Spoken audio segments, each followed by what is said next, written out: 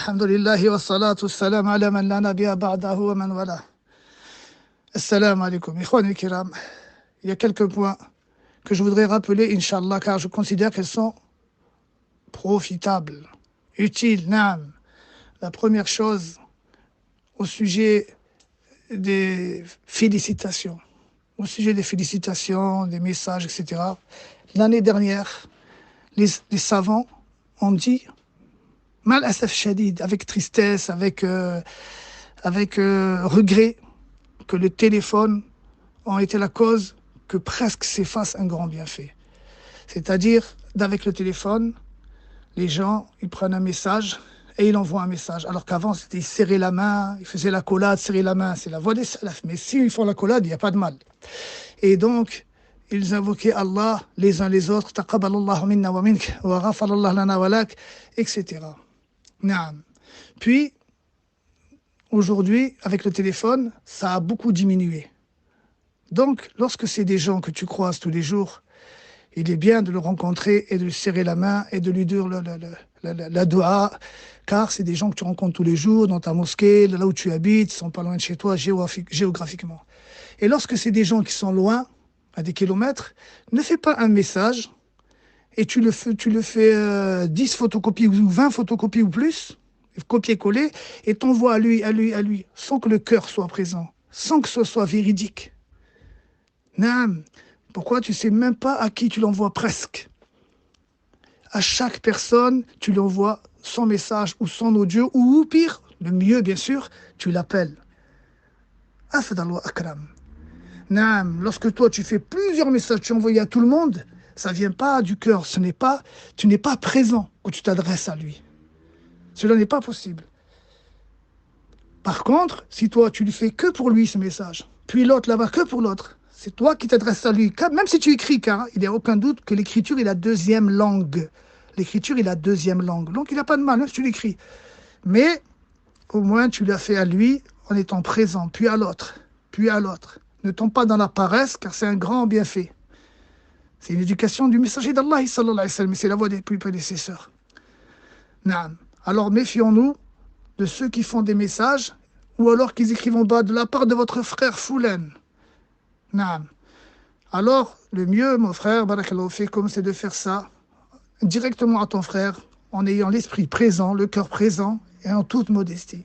Il se peut que des gouverneurs ou des grands savants font ça, parce qu'il y a beaucoup de monde, et ils ne connaissent pas tous ces gens, etc. Mais nous, à notre niveau, en toute modestie, en refaisant vivre ce que faisaient les pieux prédécesseurs, Inch'Allah, en faisant des messages ou des audios ou des coups d'appel de téléphone, chacun le sien. Je ne dis pas que c'est interdit, mais je dis afdal wa akram. Ça, c'est le premier point. Naam. Le deuxième point, jazakumullahu khair, c'est au sujet de sentiments qui s'entremêlent à la fin du Ramadan. Vous verrez que certains savants, subhanallah, disent on ne doit pas être triste à la fin du Ramadan. On doit être joyeux, heureux, réjouis-toi, en se basant sur un hadith. Masha'Allah, le hadith où le messager d'Allah sallallahu alayhi wa sallam a dit « Li sa'imi farhatan. Farhatu 'inda liqa'i rabbih. Wa farhatu 'inda al-fitr. » Subhanallah, deux réjouissances. Le jeûneur a deux réjouissances. Une réjouissance lorsqu'il rencontre son Seigneur. Et une réjouissance lorsque il rompt son jeûne. Bon, c'est l'inverse, le hadith à la base. Hein. Mais, on voit, barakallahu fikum, d'après ce hadith, que les savants mettront en avant que la joie et la réjouissance doivent être là.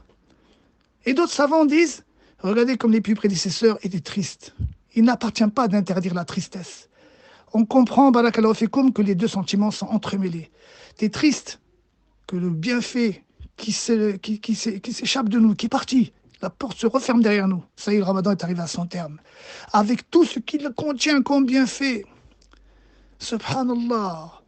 Futihati abwab al-jannah, wa uliqat abwab al-niran, wa sulsilat al-shayatin, et beaucoup d'autres choses encore.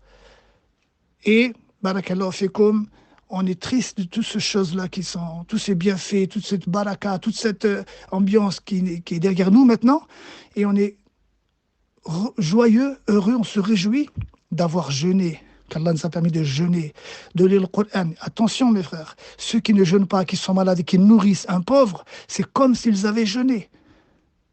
Attention que Shaitan les amène la tristesse. Non, non, c'est comme s'ils avaient jeûné. Naam.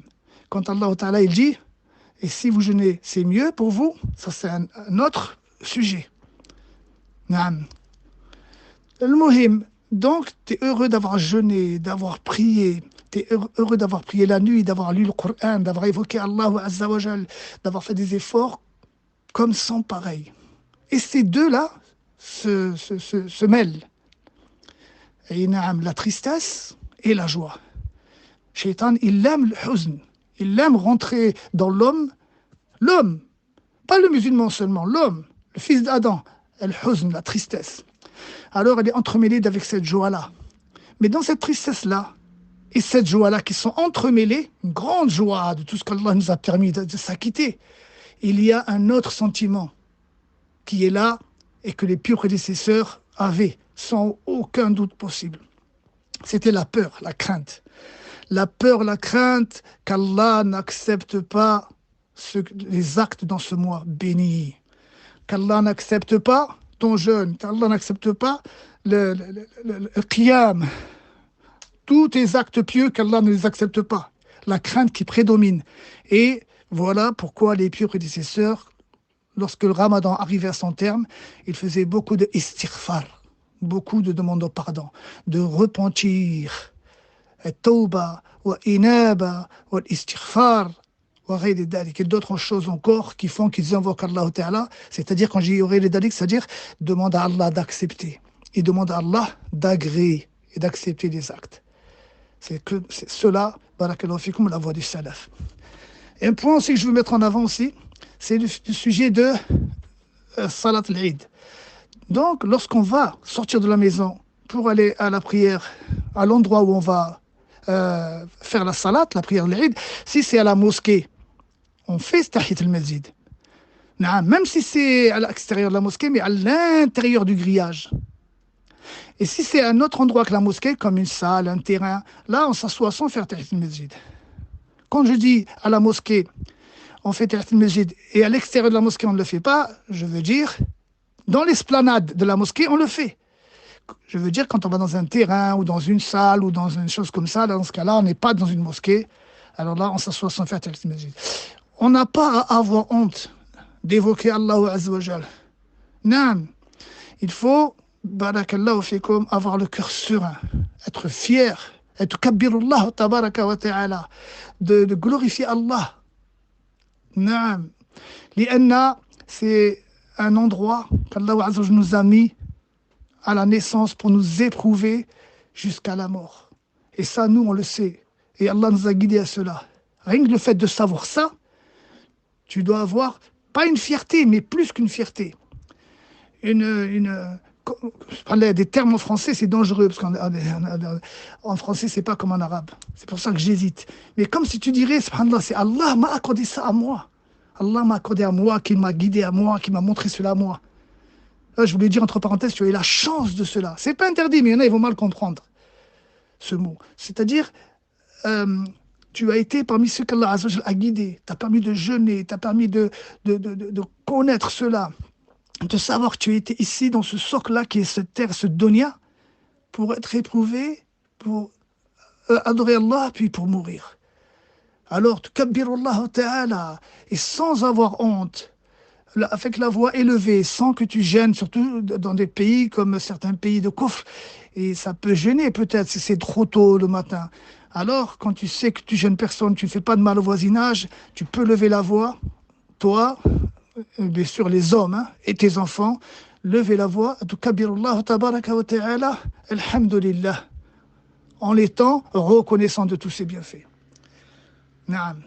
Aussi, mes frères, barakallahu fikum, rappelez-vous qu'on ne le fait pas à voix d'un seul ton, c'est-à-dire bisawti wahid, en chœur. Voilà, on ne le fait pas en chœur, comme en chantant là. Non, on le fait comme si on parle et tout seul, chacun tout seul.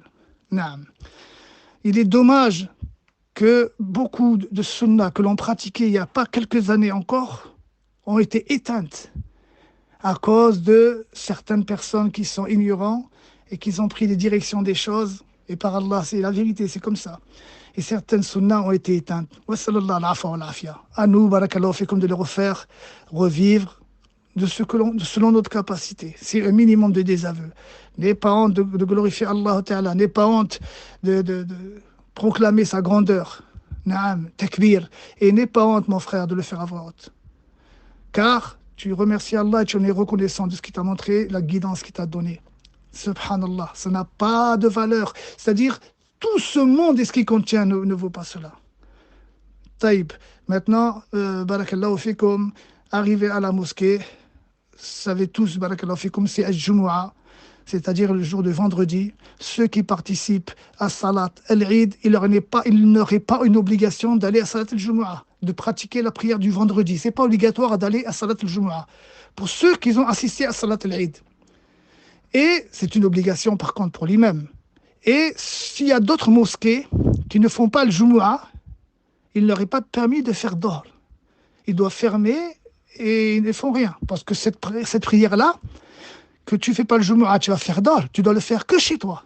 Celui qui ne va pas à la mosquée, il ne fait pas le Jumu'ah, il doit faire d'or chez lui. Même l'Aden, il ne doit pas y en avoir. Sauf la mosquée sur laquelle il y a le Jumu'ah. Là, oui. Là, c'est comme d'habitude, l'Aden, etc. Donc, si moi, je vais à la mosquée, je fais Salat al-Eid le matin, par exemple, et je n'ai pas envie d'aller au Jumu'ah, j'ai le droit. Mais je dois le faire chez moi à Dhar, à 4 génuflexions. Voilà, barakallahu fikum. On demande à Allah tabaraka wa ta'ala tawfiq. S'il y a des questions sur l'Eid, sur la jurisprudence, c'est tout simple. Aujourd'hui, sur Internet, avec 2 clics, vous avez la réponse à toutes les questions de jurisprudence, subhanallah. Naam. واسأل الله التوفيق وسبحانك اللهم وبحمدك وأشهد أن لا إله إلا أنت أستغفرك وأتوب إليك والسلام عليكم ورحمة الله وبركاته